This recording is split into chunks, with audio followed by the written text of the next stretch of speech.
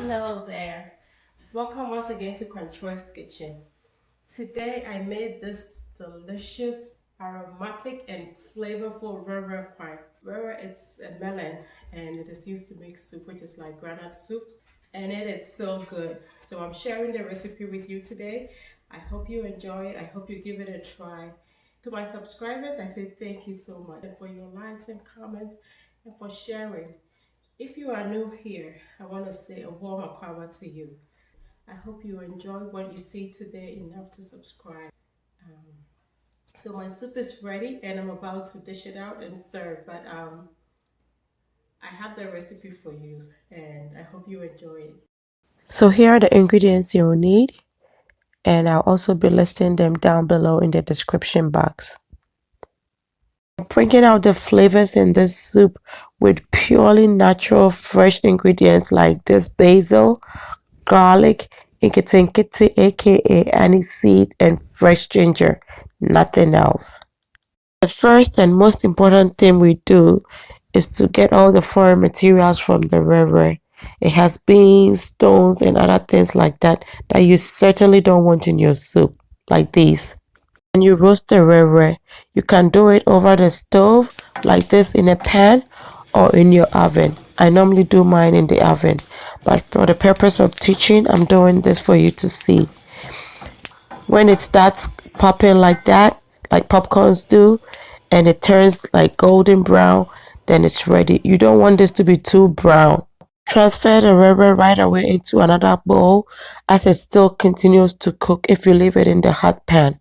Normally, I toast or roast the wrewre in the oven at 350 degrees for about 30 minutes. While the wrewre is toasting in the oven, let's focus on seasoning the meat. So we're blending the garlic, onion, ginger, and seeds with a little of water. And then we pour over our chicken, add our akokomesa, aka basil, and some salt. And that's it. That's all the seasoning we are using. Cover and cook on medium heat. Meanwhile, the wrewre in the oven is also done, and I'm going to bring it out. Just like I did before, I'm transferring these from the pan so they don't continue to cook and burn. Meanwhile, the aroma of this chicken is just clouding my senses. It is just so hard to ignore. It smells delightfully good. It has obviously absorbed all the natural seasonings and it is smelling so delicious. Pour your wrewre into your blender. Add enough water to cover it and blend. Blend until smooth, then transfer into a fine strainer and strain. You could use a spoon or a spatula to do this, but being a local girl, I choose to use my hand. I see a lot of people call wrewre pumpkin seeds. This is not pumpkin seeds. It is rather the seed of a kind of melon. Which melon? I don't know the English name, but it's certainly not pumpkin. So if anybody knows, kindly educate all of us down below. I just added some water to enable me get as much of the juices as possible, but I still don't think I have enough. So I'm going to re-blend this so I get the most out of my ingredient. No wasting here, especially not when you carry this all the way from Ghana to here. You have to be miserly with it. So I'm going to strain this one more time, and after this, I think I would have had my money's worth. Then I will discard the chaff. Ideally, at this point, I would have poured my strained wrewre over my chicken for my soup to continue.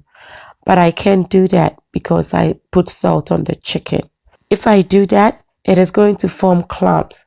So I'm rather going to cook it on the side until it boils before I add it. Be careful though when you are pouring this into your pan because normally it has sands in the bottom like I have right here. I'll cover this and let it come to a boil. The wrewre is now boiling and we can at this point Transfer it into the chicken for the soup to continue. Once again, be careful when you pour so that you don't empty the bottom of the pan into it, as it might have some more of the sand. Whenever you make wrewre soup, you have two options regarding salting your meat or your soup in general. You can either go without adding any salt to your chicken until you add the wrewre and then let it boil. Then you can add salt to the whole soup, and hopefully that will be enough to season your soup. Or you can do it the way I did, so you are sure that your meat is well seasoned. Cook the wrewre on the side, let it boil, and then add to your soup. Our soup has been boiling for about 15 to 20 minutes, and I'm going to add in my tomatoes and peppers. And then we are going to cook these until they are soft. Bring them out and blend. Wrewre nkwan dear is not everyday soup. This is like special among specials, reserved for like Christmas, for special, important, well-respected guests when they come to visit. It is not for every day at all. Well, you could have it every day, but it used to be that kind of soup which was, reserved for special occasions and special people. Our tomatoes are soft now, so I'm going to bring them out and blend them. So, have you had wrewre before? And if you've had it before, do you agree with me that it tastes better than groundut soup? Kindly let me know in the comment section. My tomatoes are blended and I am pouring them back into the soup. Add a little bit water because the soup at this point has become a little bit too thick. Now turn down the heat and let your soup boil on medium to low heat for about 40 minutes. It's been 40 minutes and the soup has cooked down and it is like smelling delightfully delicious.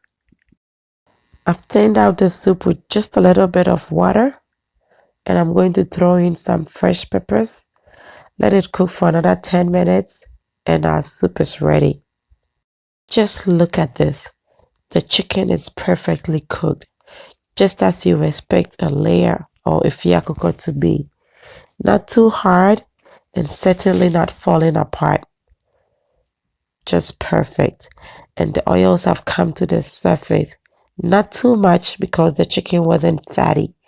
And now our soup is good to go. If you've never had wrewre soup, I hope you try this recipe. And who knows, you may come to agree with me that it tastes even better than groundnut soup.